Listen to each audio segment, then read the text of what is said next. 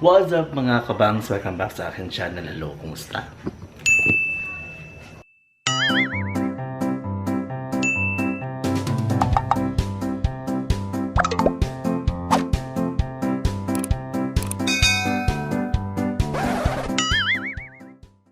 Good morning sa inyo lahat guys. For today's video, tayo ay pupunta sa Sangguniang Panglungsod. Kasi tayo ay kukuha ako ng form sa Business Bureau dahil sa ating business. Ayan,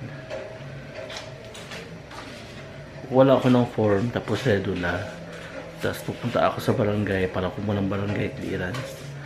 Kailangan natin ipa-register yung ating online business ngayon guys, para maging legal tayo. Hi guys, ayan, ready na ako. Puti ng mukha ko. Ready na akong lumipad sa labas. Ayan. Samahan niyo ako guys. Siyempre mag-mask tayo.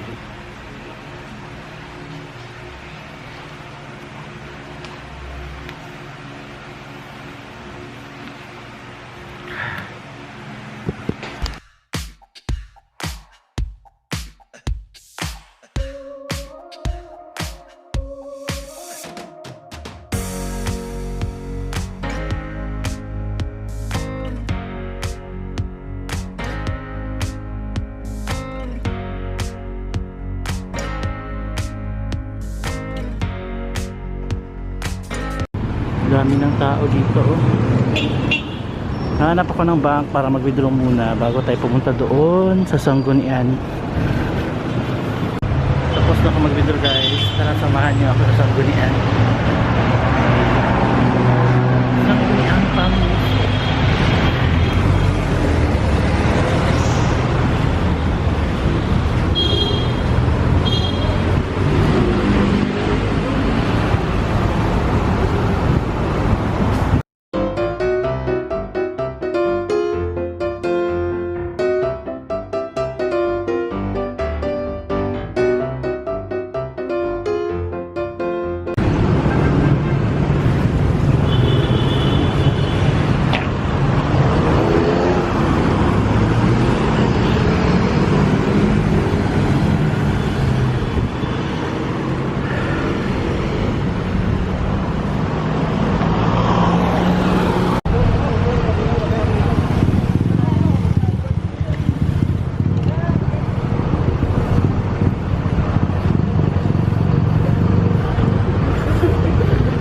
Nandito lang tayo guys kasi bawal ata ang camera sa loob. Akala ko doon kukuha ng application form guys. Doon pala sa Almendras. Almendras Gym. Sa mga taga Davao na kukuha ng business application form, diretso kayo sa Almendras Gym daw. Hindi doon sa Sangguniang. Yun ang Almendras Gym. So doon daw tayo kukuha ng business application form. Tapos na ako sa ibang requirements guys. Kailangan ko ng cedula kasi walang cedula sa barangay. And ganito, kahaba yung pila.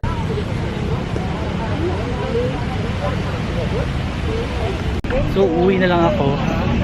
And ipaprocess ko na lang yung barangay clearance muna. And ilalas ko tong cedula. Taas ng pila guys, grabe. Uwi na lang ako. Mamaya ipapakita ko yung lahat na process ko para sa aking online shop.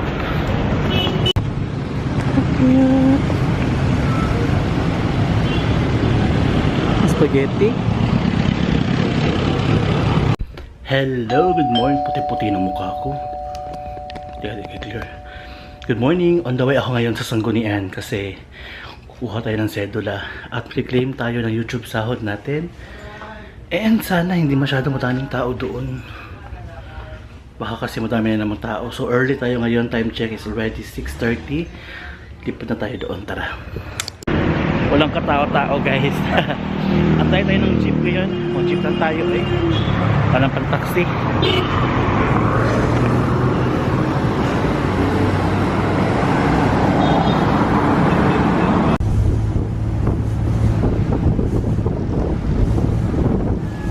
sobrang early natin ngayon. Dito na naman ako sa Sangguniang Panglungsod.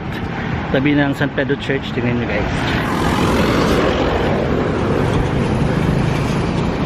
Masyadong tao.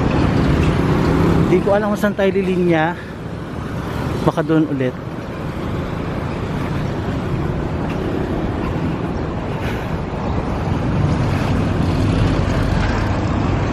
Hindi ba? First runner up tayo.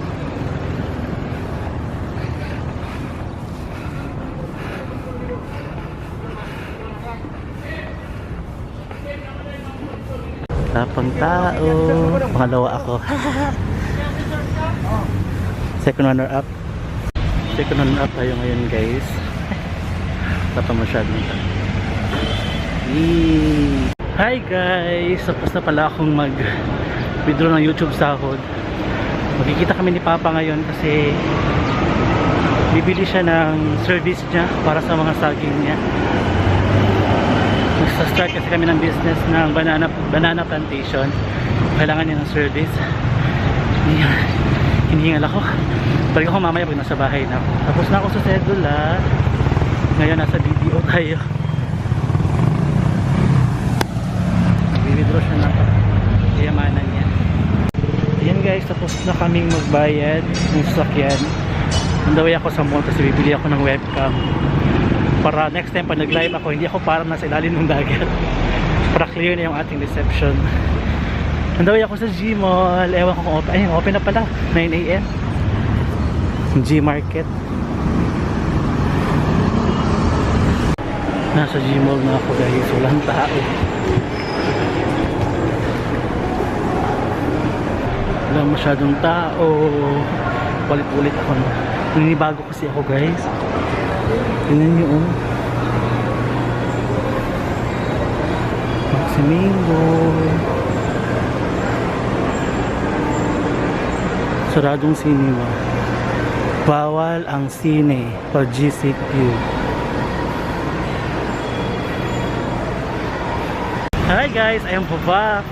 Pauwi na ako ngayon. Ayan, kinuha ko yung order ko sa friend ko. Mag-haul ako mamaya para makita niyo.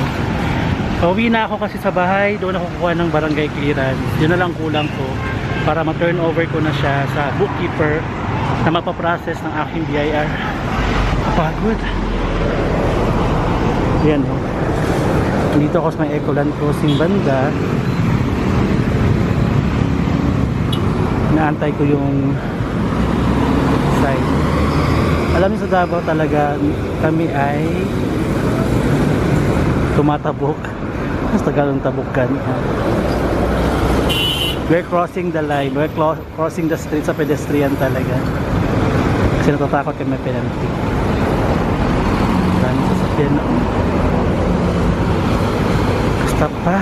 God.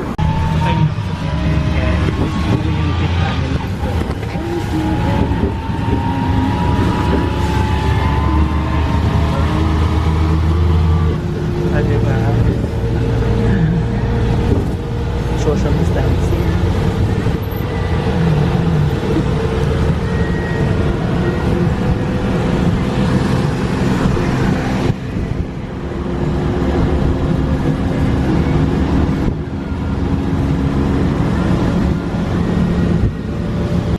Nasa bahay na ako. Ayan. Mag-haul tayo. Haul. Ayan na. Bumili ako ng float truck. Saan pa? There's only 200. To? 350. 350 pesos.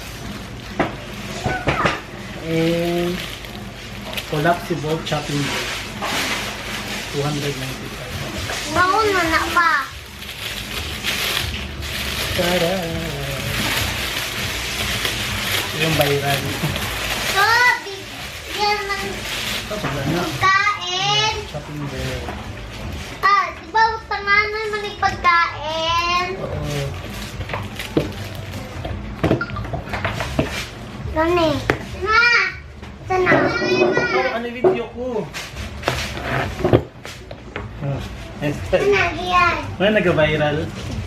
Uy! Chopping board. Wow! Ah. Diba? And kanya kayo pag mag-prito ganito. Kilid. Lagyan mo sa kilid ng prito. Yan diba? Para hindi mapitan ng mantika. Hindi kami ako ng mas. Walang ni mama, bawal mo gawas. Ayaw na, wala. Nag-video ko na. Pakialamera, mang kaoy. Ma? Tapos gatid siya.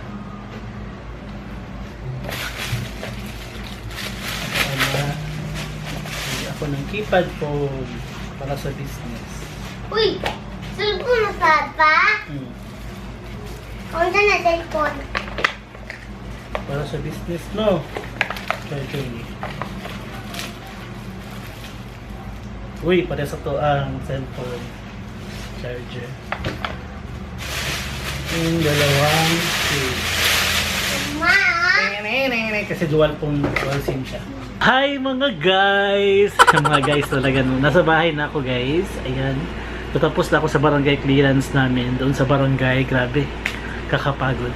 Ipapakita ko sa inyo yung aking mga na-process from Tuesday hanggang today. Kasi yung leave ko is Tuesday and Thursday lang.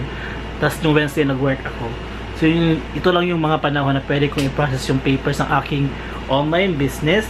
Ayan, very soon matatapos na tayo guys. Papakita ko sa inyo yung process ko and yung mga prices nila.